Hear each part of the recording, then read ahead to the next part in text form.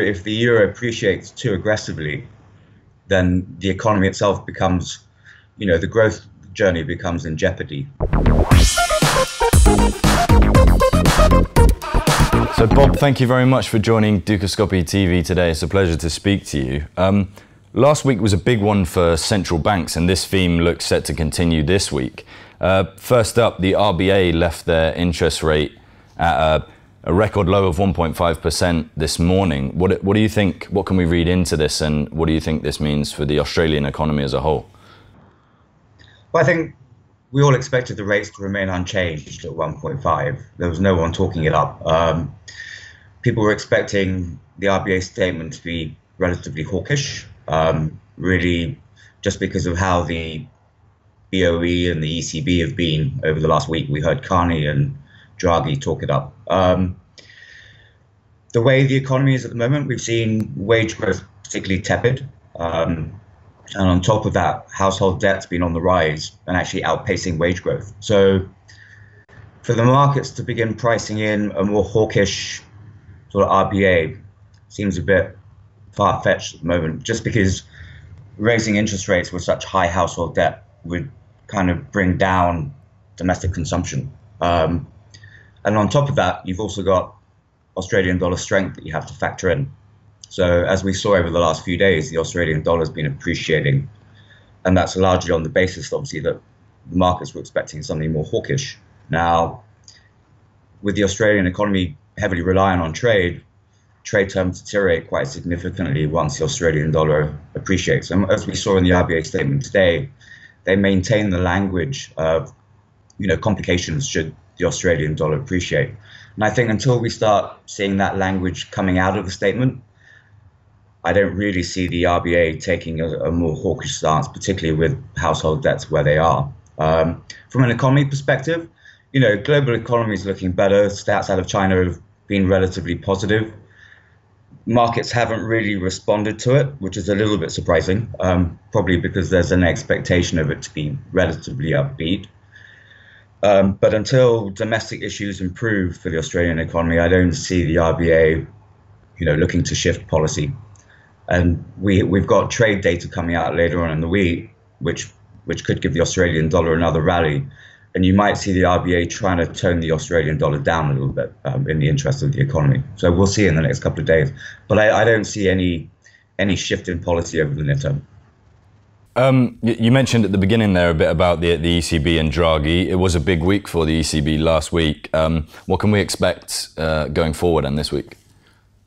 Well, I mean, Draghi's been known to catch the markets off guard, and he did that last week by talking up the economy, which he's been relatively positive about anyway. But he's, focused on inflation till now.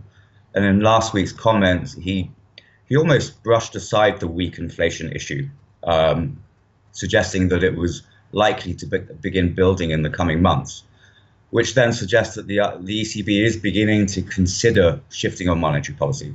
The markets have been talking about it for a while, at least the tapering to the asset purchasing program.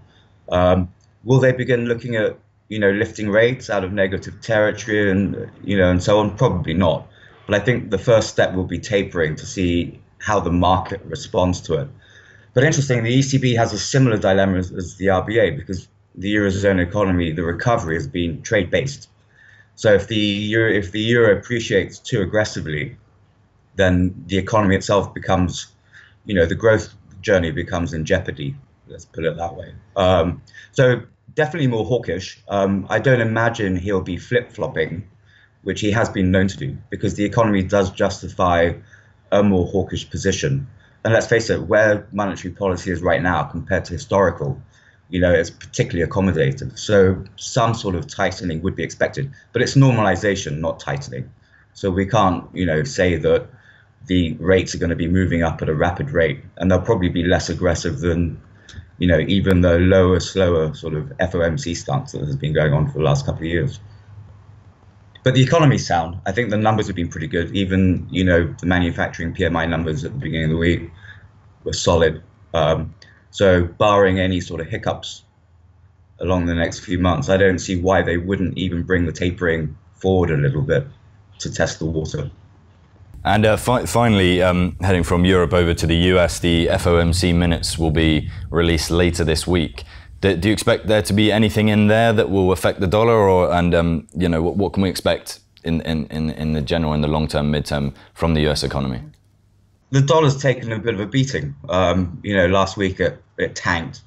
And I think, as we've always seen, the market sort of oversell the dollar when it comes to the euro and the pound and the other cross rates. But I don't think the FOMC minutes are going to give too much to the markets in terms of any new information.